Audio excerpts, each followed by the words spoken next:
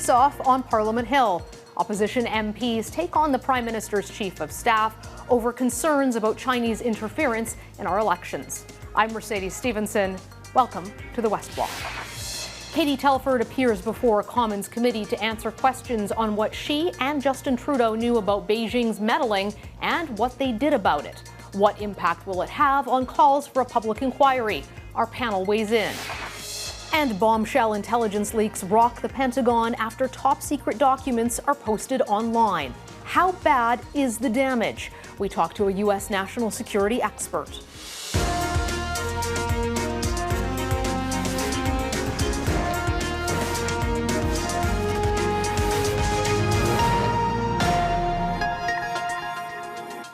She's considered the Prime Minister's closest and most trusted advisor.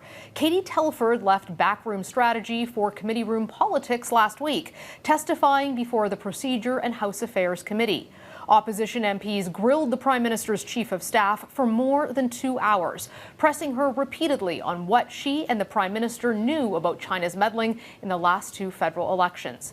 There were some pointed questions, but Telford said she was limited on what she could disclose, citing national security concerns. On the specifics of what you were referencing there, I can't get into, unfortunately, in this public setting, what was or wasn't briefed on in the level of specificity you'd like.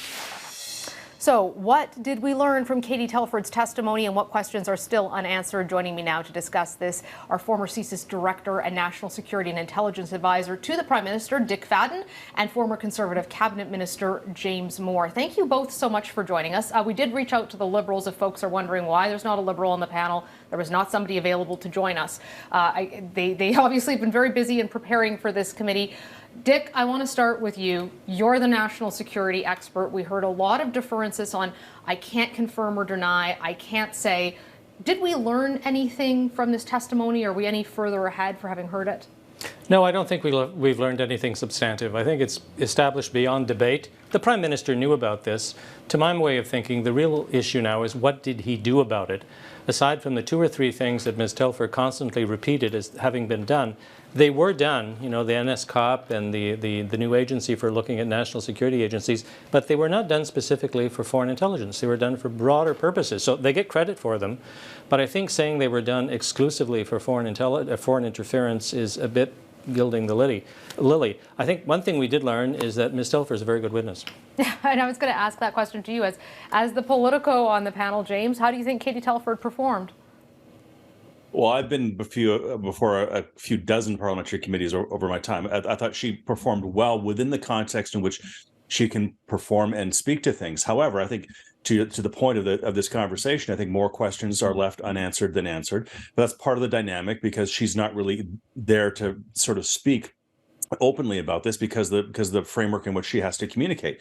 And I think the public is left, you know, really sort of unsatisfied with the questions that are raised. And the fundamental questions are these is, you know, the first is with regard to election interference, either nothing happened and the government is satisfied by that, in which case they should share to the public why it is that they're satisfied. Or the second thing is something happened, but it's not that big a deal because it's kind of politics as usual and people shouldn't worry about it. And they should tell the public why they're not worried about it and what it is that they know. Or the third thing is something serious and significant happened, but they're not prepared to tell the public because the origins of that intelligence is something that they're not capable of telling the public for broader and, you know, unintended intelligence and security problems that'll erupt as a consequence of sharing that information, in which case we have a real serious problem. The only avenue out of this jungle is a public inquiry. That is, I think, clear about this. But I think what's also clear is that if there were to be a public inquiry, I think you would get a lot of the answers that Ms. Telford gave, which is a lot of hedging and a lot of shadows and a lot of evasiveness, because the fundamental question about what did the government know, when did they know it, and what did they do about it? Those are the 3 fundamental questions that remain in front of us unanswered. And I don't know if a public inquiry will get to it, but it might provide us with a little bit more assurance that we can get to a more substantive and reassuring place than we are today. Dick, there were some specifics that were provided as a result of the National Security Intelligence Advisor, Jody Thomas, giving that list of meetings. We found out, for example, there was a briefing in January of 2022. We don't know what the briefing was about, but Global News had reported on a briefing. There was a briefing to the Liberal Party of Canada during the federal election. Again, we were reporting on a briefing to the Liberal Party of Canada. We weren't able to get at any of the actual details. The closest we came was Ms. Telford saying it was quite possible that Prime Minister Trudeau was briefed on election interference in January of 2022. How much of this really is a national security issue for Katie Telford or the government to admit, yes, we were warned, or no, we weren't, this is completely untrue? And how much of this is playing politics and kind of shielding behind national security? I honestly think it's a bit of both. I mean, there's some real national security concerns in the sense that some of the information, the intelligence gathered, may have been gathered through methodology that we don't want to make public. We don't want to identify sources. We don't want to touch ongoing investigations, which is really very important. But I've always believed, and I tried to do when I was a witness before parliamentary committees, is if you can take some basic intelligence, if you aggregate it up a level or two, you can often say more than Ms. Telford or Ms. Thomas decided to say. So that's why I think it's a mix of national security and politics. Clearly, the government, for the reasons that worries James Moore, don't want to say a great deal about it. So I think it's a mix of the two. I think if they wanted to say a bit more, they could aggregate up, they could generalize, and I think satisfy some of our concerns. But I don't understand why they're not prepared to do it in any event. James, there's a lot of questions about what the Prime Minister did or didn't know, what Katie Telford did or didn't know. And at points, she seemed to say she was unaware, for example, of what had happened during that briefing to the Liberal Party during the election. She wouldn't say whether or not she had heard about it since. So, you know, if you heard those kind of allegations, I would assume that if you're a Prime Minister's office, you start to ask questions. Who knew? Who was briefed? What happened? What was said? Do you find it odd that there's sort of still this lack of knowledge about what was said in meetings that Katie Telford wasn't in? Is that deliberate, do you think? Do you find that believable? Look at all the hypotheticals in your question, Mercedes, which speaks to where we're at, right? We've been talking about this now for weeks, and we still don't know even some of the basic fundamentals about where we're at. And we're turning the corner now into the back nine of this term of this Liberal government, heading towards the next election campaign. And the audience for this is not Katie Telford. It's not the Liberal Party. It's not Parliament. It's not even parliamentarians. It's the general public and their confidence in the next election campaign. So the fundamental sequence of questions has to be, were the 2019 and 2021 elections interfered with? The answer seems to be very clearly yes. Was it state-sponsored? Is it systemic? Does it harm the system by which we choose our politicians? Yes or no? Are any of our politicians corrupted? And fundamentally, third is, are there actors who are manipulating our electoral system in ways either through social media or digital interference that are manipulating the public's access to information to have a clear choice in the election campaign? These are all big questions that require answers, and the government has chosen to essentially rag the puck here. And yes, there are real national security implications, but by not answering just fundamental questions about the risks and the clear evidence of some election interference that's happened out there, they're raising more and more questions, which drives us to the ultimate conclusion is that we will have a public inquiry. We have to have a public inquiry so the public can feel confident that their election campaigns are not being interfered with to the extent that the outcomes are not reflective of the public's desires. Can I add a thought? You asked James whether or not, why the government hadn't been asking for more and more information. I don't know what they asked for, and I don't know what was given. But if I was the NSA, I would not need anybody in PMO to tell me that I had a sensitive subject and to continue reporting. So I find it almost inconceivable that the various security agencies did not provide the information. I don't know what they provided or when they provided it. But for most of the people I know in this world, they would have intuitively understand this was very sensitive and very important, and they would have found a way to report. For the reasons we talked about a few minutes ago, I think Ms. Telford doesn't want to answer those specific questions. But to even leave the inference that my former colleagues, and that's what they are now for this part of the question, did not realize this was important and needed to be kicked upstairs, I don't think it's practical.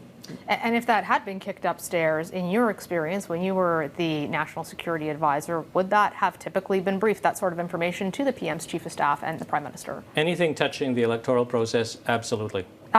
Last question to you, James. There was an interesting allegation that was raised in the middle of this by the Conservatives, by Michael Cooper. He said that Bob Soroya, Conservative MP, received a text message from the Consul General for China in Toronto, basically saying you're going to lose the election.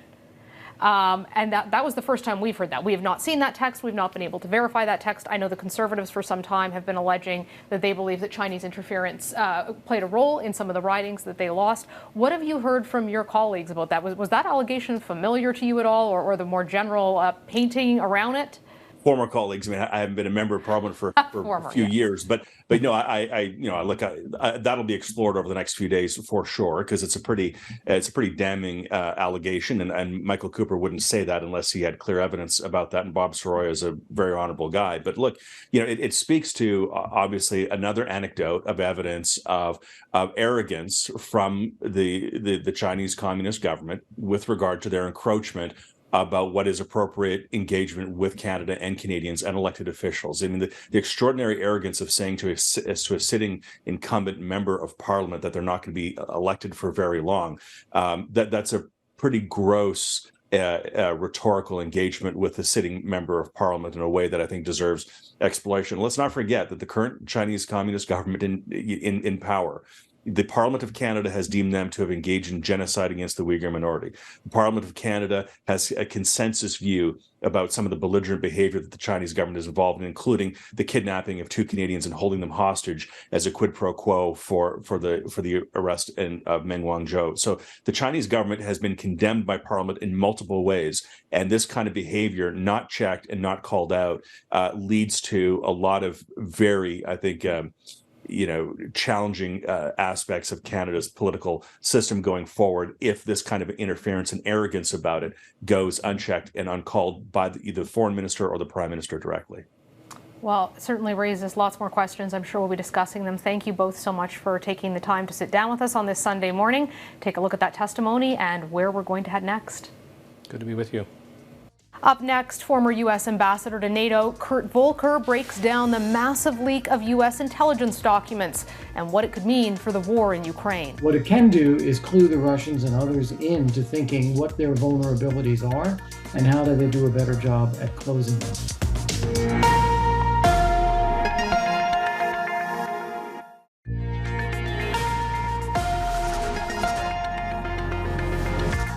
U.S. Defense Secretary Lloyd Austin has directed a review of intelligence access following a revealing leak of highly classified Pentagon documents. A 21-year-old working as a low-ranking IT specialist with the National Air Guard in Massachusetts was arrested and charged late last week under the Espionage Act. The documents contain highly sensitive and detailed information about the state of the war in Ukraine and top-secret intelligence on what Washington's allies and adversaries are doing. To talk about the fallout from these leaks, I'm joined by former U.S. ambassador to NATO, Kurt Volker. He also served as U.S. Special Representative for Ukraine negotiations. Welcome back to the show. So nice to see you again. Thanks, Mercedes. Great to be with you. This is quite the treasure trove of documents that everyone's been digging through, just a massive, massive leak. You are someone who had a very high security clearance, so you're able to look at these with some context. What do you think the significance of this leak is, and how bad is it? Well, several things. First off, the content of what's been released so far is really not all that revealing.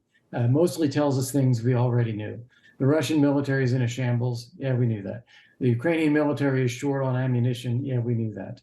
The U.S. is, in fact, spying on some of its allies. No one's surprised by that. So these things are not all that revealing. A couple of points that have been made. One of them is on sources and methods. It's not so much that this will necessarily expose a source, but what it can do is clue the Russians and others into thinking what their vulnerabilities are and how do they do a better job at closing them. Another thing that comes out of this is, what I call the analysis gap. We do a great job of collecting intelligence, but when you look at the quality of the analysis, it's often coming up short.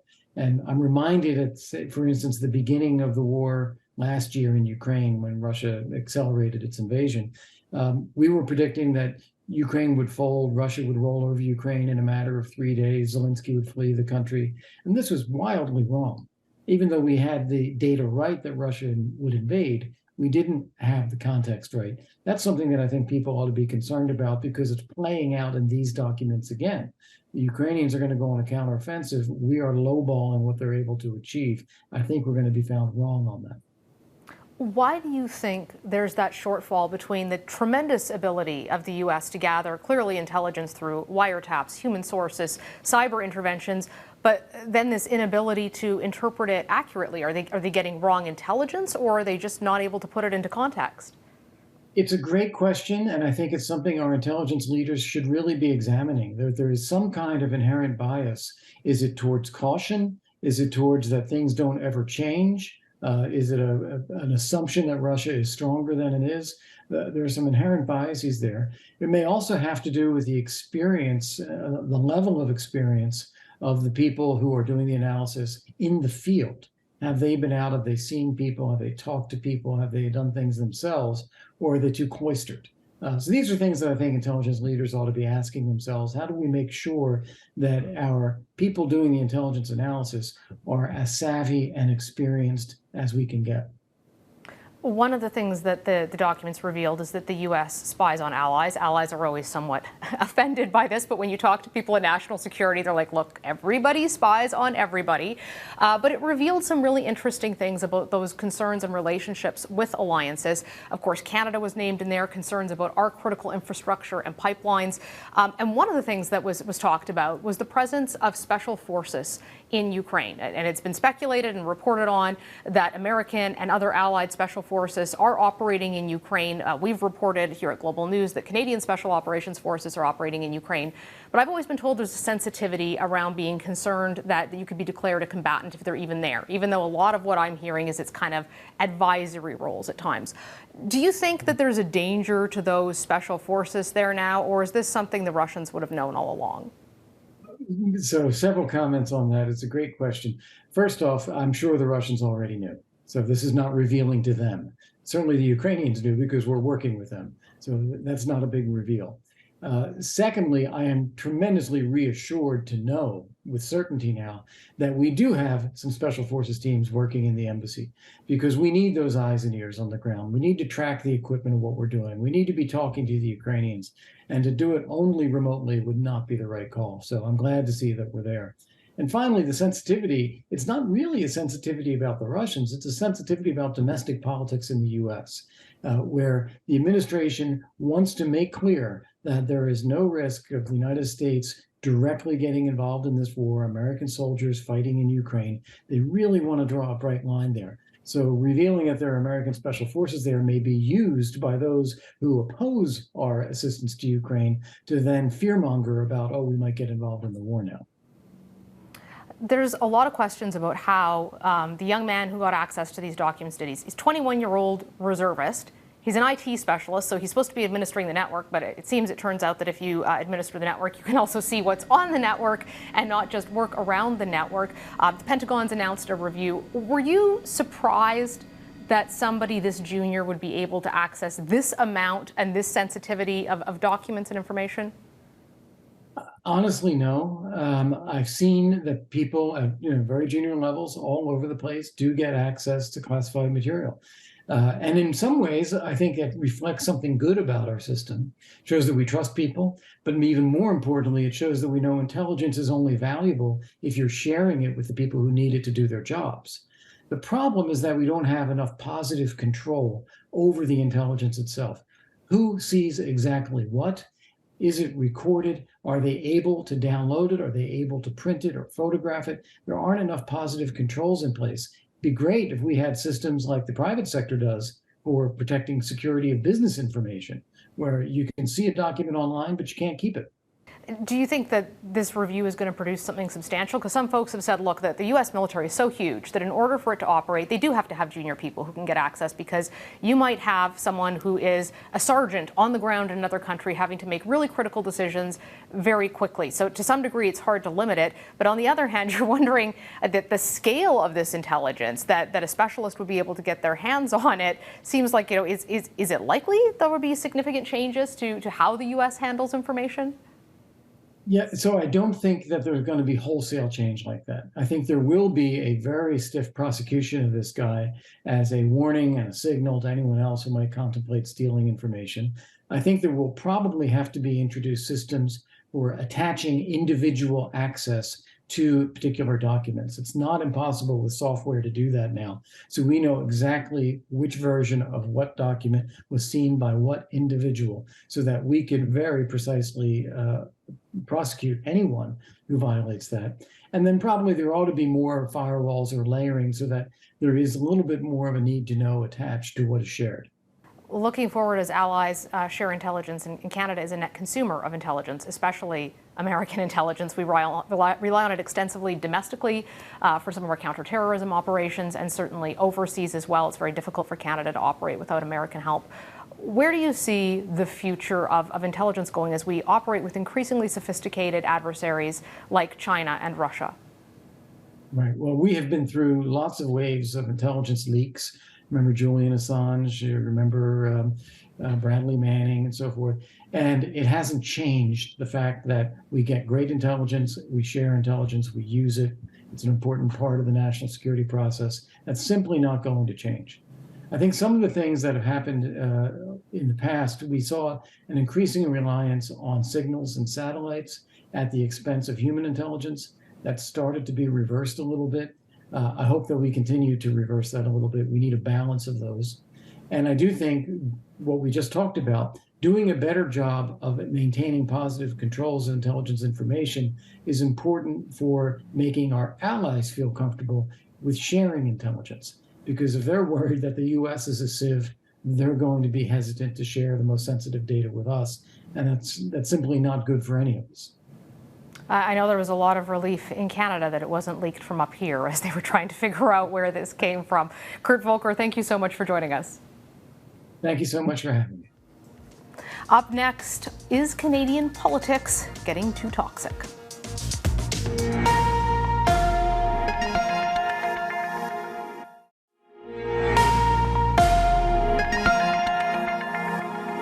Now for one last thing. The House is back tomorrow, and with it comes the debates, the heckling, and the barbs.